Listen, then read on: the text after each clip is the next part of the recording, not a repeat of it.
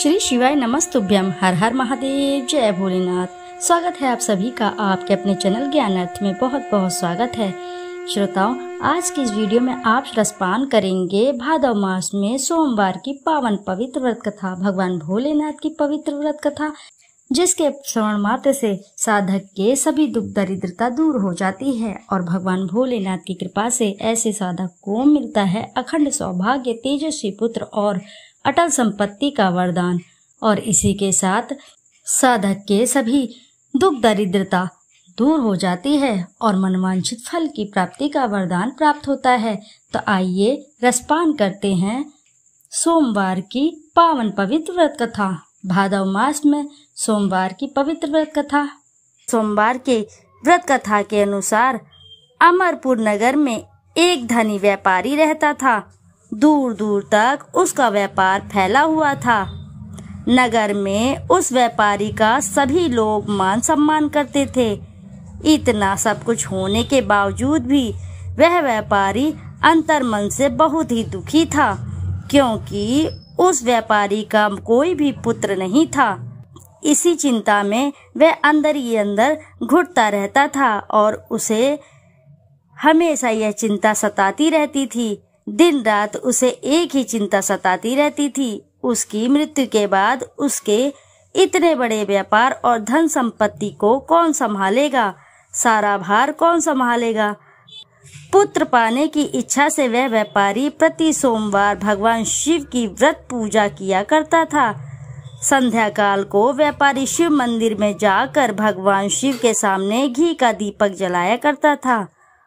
उस व्यापारी की भक्ति को देखकर एक दिन पार्वती ने भगवान शिव से कहा, हे प्राणनाथ, यह व्यापारी आपका सच्चा भक्त है। कितने दिनों से यह सोमवार का व्रत और पूजा नियमित कर रहा है। भगवान आप इस व्यापारी की मनोकामना अवश्य ही पूर्ण करें। यह आपकी जिम्मेदारी है। आपको इसकी मनोकामना शीघ्र ही पूर्ण करनी चाहिए। भगवान शिव ने मुस्कुराते हुए कहा, हे पार्वती, इस संसार में सबको उसके कर्म के अनुसार फल की प्राप्ति होती है। प्राणी जैसा कर्म करते हैं उन्हें वैसा ही फल प्राप्त होता है। इसके बावजूद पार्वती माता नहीं मानी। उन्होंने आग्रह करते हुए कहा, नहीं प्राणनाथ, आपको इस व्यापारी की इच्छा पूरी ही करनी पड़ेगी। यह आपका अनन्य भक्त है। प्रति सोमवार आपका विधिवत व्रत कर रखता है और पूजा अर्चना के बाद आपको भोग लगाकर एक समय भोजन ग्रहण करता है। आपको इसे पुत्र प्राप्ति का वरदान देना ही होगा। पार्वती का इतना आग्रह देखकर भगवान शिव ने कहा, तुम्हारे आग्रह पर मैं इस व्यापारी को पुत्र प्राप्ति का वरदान देता हूँ, लेकिन इसका पुत्र 16 वर्ष से अधिक जीवित नहीं रहेगा। उसी रात भगवान शिव ने स्वप्न में उस व्यापारी को दर्शन देकर उसे पुत्र प्राप्ति का वरदान दिया और उसके पुत्र के 16 वर्ष तक जीवित रहने की बात भी बताई। भगवान के वरदान से व्यापारी को खुशी तो हुई, लेकिन पुत्र की अल्पायु की चिंता ने उस खुशी को नष्ट कर दिया। व्यापारी पहले की तरह सोमवार का विधिवत व्रत करता रहा। कुछ महीने पश्चात उसके घर अति सुंदर पुत्र उत्पन्न हुआ। पुत्र जन्म से व्यापारी के घर में खुशी भर आई। बहुत धूमधाम से पुत्र जन्म का समारोह मनाया गया। व्यापारी को पुत्र जन्म की अधिक खुशी नहीं हुई, क्योंकि उसे पुत्र की अल्प आयु के रहस्य का पता था। यह रहस्य घर में किसी को नहीं मालूम था। विद्वान ब्राह्मणों ने उस पुत्र का नाम अमर रखा था। जब अमर 12 वर्ष का हुआ तो शिक्षा के लिए उसे वाराणसी भेजने का निश्चय हुआ। व्यापारी ने अमर के मामा दीपचंद्र को बुलाया और कहा कि मेरे अमर को शिक्षा प्राप्त करने के लिए वाराणसी छोड़ आओ। अमर अपने मामा के साथ शिक्षा प्राप्त करने के लिए चल दिया। रास्ते में जहाँ भी अमर और दीपचंद्र रात्रि विश्राम के लिए ठहरते, वहीं यज्ञ और ब्राह्मणों को भोजन कराते थे। लंबी यात्रा के बाद अमर और दीपचंद्र एक नगर में पहुंचे। उस नगर में राजा की कन्या के विवाह की खुशी में पूरे नगर को सजाया गया था। निश्चित समय पर बारात आ गई, लेकिन वर का पिता अपने बेटे के एक आंख से काने होने के कारण बहुत चिंतित था। उसे इस बात का भय सता रहा था कि राजा को इस बात का पता चलने पर कहीं वह विवाह से इनकार न कर दे, इससे उसकी बदनामी होगी। वर के पिता ने अमर को देखा तो उसके मस्तिष्क में एक विचार आया। उसने सोचा, क्यों न इस लड़के को दूल्हा बनाकर राजकुमारी से विवाह करा दूं। विवाह के बाद इसको धन देकर विदा कर दूंगा और राजकुमारी को अपने नगर में ले आऊंगा। वर के पिता ने इसी संबंध में अमर और दीपचंद से बात की। दीपचंद ने धन मिलने के लालच में वर के पिता की बात स्वीकार कर ली।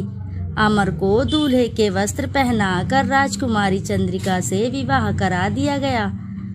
राजा ने बहुत सा धन देकर राजकुमारी को विदा किया। अमर जब लौट रहा था तो सच नहीं छिपा सका और उसने राजकुमारी के चुन्नी पर लिख दिया सारी बात जो घटित हुई थी। राजकुमारी चंद्रिका, तुम्हारा विवाह तो मेरे साथ हुआ था। मैं तो वाराणसी में शिक्षा प्राप्त करने जा रहा हूँ। अब तुम्हें जिस नवयुवक की पत्नी बनना पड़ेगा वह कान्हा है। जब राजकुमारी ने अपनी ओढ़नी पर लिखा हुआ पढ़ा तो उसने काने लड़के के साथ जाने से इनकार कर दिया। राजा ने सब बातें जानकर राजकुमारी को महल में रख लिया। उधर अमर अपने मामा दीपचंद के साथ वाराणसी पहुंच गया। अमर ने गुरुकुल में पढ़ना शुरू कर दिया, अपनी शिक्षा ग्रहण करनी शुरू कर दी। जब अमर की आयु 16 वर्ष हुई तो उसने एक यज्ञ किया। यज्ञ की समाप्ति पर ब्राह्मणों को भोजन कराया और खूब अन्न वस्त्र दान किए। रात को अमर अपने शयन कक्ष में सो गया। शिव के वरदान के अनुसार शयन व्यवस्था में ही अमर के प्राण पखेरु उड़ गए। सूर्योदय पर मामा अमर को मृत देखकर रोने पीटने लगा। आसपास के लोगों भी एकत्रित होकर दुख प्रकट करने लगे। मामा के रोने विलाप करने के स्वर समीप से गुजरते हुए भगवान शिव और माता पार्वती ने भी सुने। पार्वती जी ने भगवान से कहा, प्राणनाथ, मुझसे इसके रोने के स्वर सहन नहीं हो रहे। आप इस व्यक्ति के कष्ट अवश्य दूर करें। भगवान शिव ने पार्वती के साथ अदृश्य रूप में समीप जाकर अमर को देखा तो पार्वती जी से बोले, पार्वती, यह तो उसी व्यापारी का पुत्र है। मैंने इसे 16 वर्ष की आयु का वरदान दिया था। इसकी आयु पूरी समाप्त हो चुकी है। पार्वती जी ने फिर भगवान शिव से निवेदन किया, हे प्राणनाथ, आप इस लड़के को जीवित करें, नहीं तो इसके माता पिता पुत्र की मृत्यु के कारण रो रो कर अपने प्राणों को त्याग कर देंगे। इस लड़के का पिता तो आपका परम भक्त है। वर्षों से सोमवार का व्रत करते हुए आपको भोग लगा रहा है। पार्वती के आग्रह पर भगवान शिव ने उस लड़के को जीवित होने का वरदान दिया और कुछ ही पल में वह जीवित होकर बैठ उठा। शिक्षा समाप्त करके अमर मामा के साथ अपने नगर को चल दिया। दोनों चलते चलते हुए उसी नगर में पहुंचे जहां अमर का विवाह हुआ था, उस राजकुमारी के साथ। उस नगर में भी अमर ने यज्ञ का आयोजन किया। समीप से गुजरते हुए नगर के राजा ने यज्ञ का आयोजन देखा।